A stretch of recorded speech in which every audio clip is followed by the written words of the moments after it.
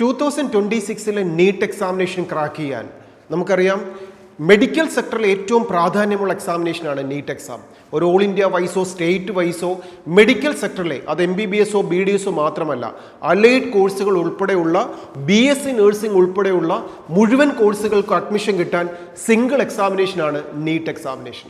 അപ്പോൾ ഈ NEET examination crack ചെയ്യാൻ ഒരു വിദ്യാർത്ഥി മനസ്സിലേക്ക് ചിന്തിച്ചാൽ ആ വിദ്യാർത്ഥി എന്ന് പറയുന്നത് ആരാണ്? ഇപ്പോൾ +2 പഠിച്ചുകൊണ്ടിരിക്കുന്നവരാവാം, +2 കഴിഞ്ഞതിന് ശേഷം റിപ്പീറ്റ് ചെയ്യുന്നവരാവാം, റിപ്പീറ്റ് ചെയ്യുന്നവരാവാം. ഈ വിദ്യാർത്ഥികൾ ആരുമാവട്ടെ, ഇപ്പോൾ നവംബർ മാസത്തിലാണ്, May 5th നടക്കുന്ന എക്സാമിനേഷന് നമ്മുടെ മുമ്പിൽ ഇനി 5 months ഉണ്ട്. 5 months മീൻസ് 150 days ഉണ്ട്. ഈ 150 days കൊണ്ട് നീറ്റ് എക്സാമിനേഷൻ 2026 എക്സാമിനേഷനിൽ നമുക്കറിയാം 2024 എക്സാമിനേഷൻ എന്ന് പറയുന്നത് ഒരു സിമ്പിൾ എക്സാമിനേഷൻ ആയിരുന്നു. 720-ൽ 720 മാർക്കും സ്കോർ ചെയ്ത വിദ്യാർത്ഥികളുണ്ട്. 650 എബോവ് ആണ് ഒരു MBBSലേക്ക് ഒരു ഉറപ്പായ ഒരു സീറ്റ് വിദ്യാർത്ഥിക്ക് ലഭിച്ചത്.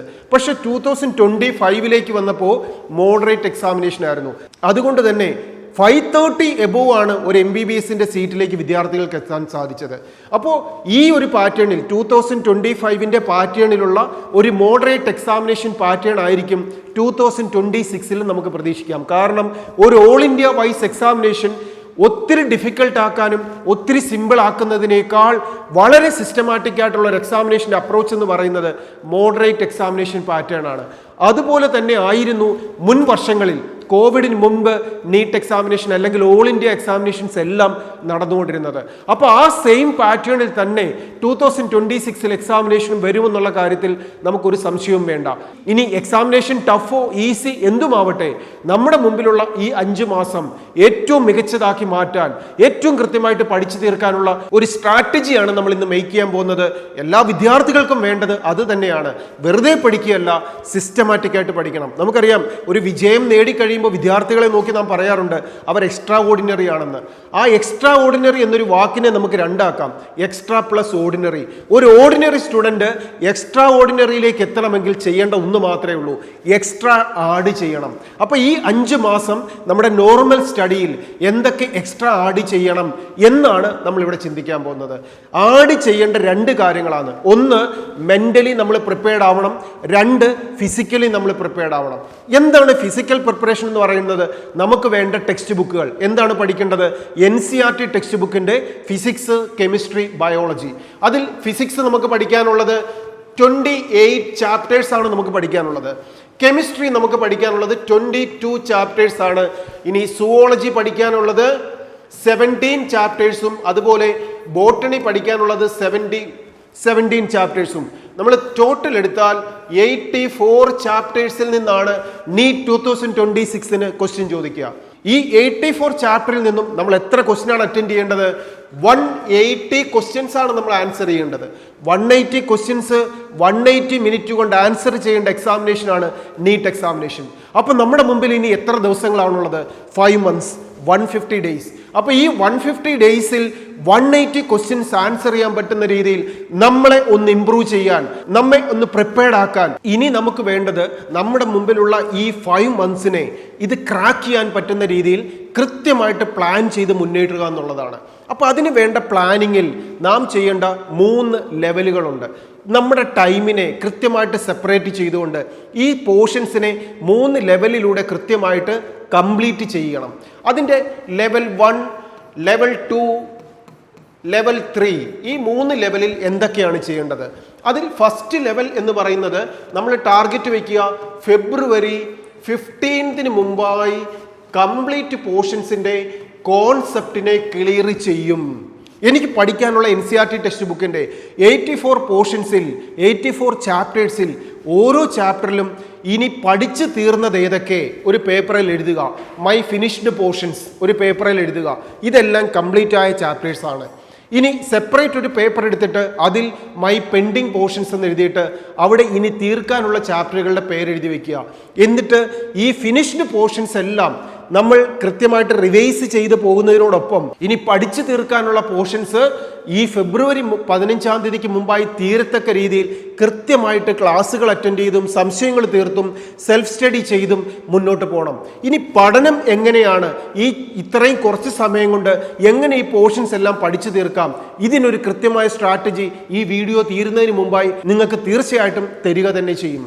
ഇനി സെക്കൻഡ് ലെവൽ എന്ന് പറയുന്നത് ഫെബ്രുവരി 15-ന് മുമ്പായിട്ട് പോർഷൻ തീർത്തു കഴിഞ്ഞാൽ പിന്നെ ചെയ്യേണ്ടത് റിവിഷനാണ്. അതിന് നമുക്ക് എന്ന് വരെയാണ് സമയമുള്ളത്? മാർച്ച് 30 വരെ. മാർച്ച് 30-ന് മുമ്പായിട്ട് റിവിഷൻസും കംപ്ലീറ്റ് ചെയ്യണം.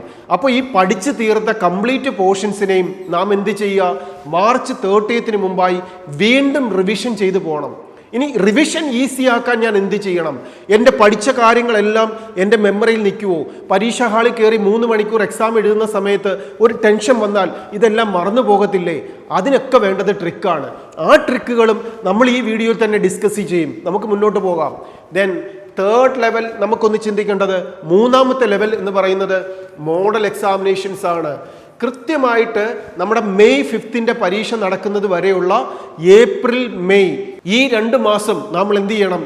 മോഡൽ എക്സാമിനേഷൻസ് നിരന്തരമായിട്ട് എഴുതിക്കൊണ്ടിരിക്കണം. മുൻ വർഷങ്ങളിലെ പ്രീവിയസിന്റെ മോഡൽ എക്സാമിനേഷൻസും ഈ വർഷം ചോദിക്കാൻ സാധ്യതയുള്ള വെരി സിമിലർ ആയിട്ടുള്ള മോഡൽ എക്സാമിനേഷൻ സീരീസും ഒക്കെ നാം കൃത്യമായിട്ട് അറ്റൻഡ് ചെയ്ത് മുന്നോട്ട് പോകണം.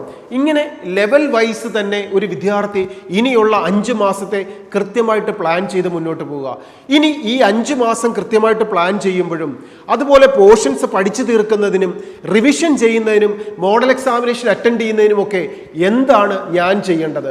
അത് കേരളത്തിൽ എവിടെയുമുള്ള ഒരു വിദ്യാർത്ഥി ആവട്ടെ, ആലപ്പുഴയിലോ കോഴിക്കോടോ തിരുവനന്തപുരത്തോ ഇനി വിദേശത്തോ ഇരുന്ന് പഠിക്കുന്ന വിദ്യാർത്ഥി ആയിക്കോട്ടെ, നിങ്ങൾ എങ്ങനെയാണ് പഠിക്കേണ്ടത്?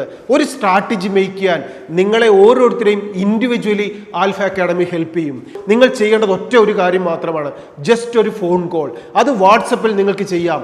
ഇവിടെ തരുന്ന ഈ നമ്പറിലേക്ക് നിങ്ങളുടെ പേരും ഡീറ്റെയിൽസും ഒന്ന് വാട്സപ്പിൽ എനിക്ക് നീറ്റ് എക്സാം വിൻ ചെയ്യാൻ ഒരു സ്ട്രാറ്റജി മേക്ക് ചെയ്യണം എന്നൊരു നിങ്ങൾ വാട്സപ്പ് ചെയ്താൽ നിങ്ങളെ ഹെൽപ്പ് ചെയ്യാൻ ആൽഫയിലെ എക്സ്പേർട്ട് ടീം നിങ്ങളോടൊപ്പം കൂടെയുണ്ട്. കാരണം എല്ലാ വിദ്യാർത്ഥികളും, അതായത് നീറ്റ് എക്സാമിനേഷൻ എഴുതുന്നത് 25 ലക്ഷം കുട്ടികളാണ്. ഈ 25 ലക്ഷം പേരും ഒരേപോലെ അല്ല പഠിക്കേണ്ടത്. ഓരോരുത്തർക്കും അവരവരുടേതായ സ്ട്രാറ്റജി വേണം. അല്ലാതെ മറ്റൊരു വിദ്യാർത്ഥി പഠിക്കുന്നത് പോലെ, എൻ്റെ കൂടെയുള്ള ഒരു ഫ്രണ്ട് പഠിക്കുന്നത് പോലെ ഞാൻ പഠിച്ചിട്ട് കാര്യമില്ല.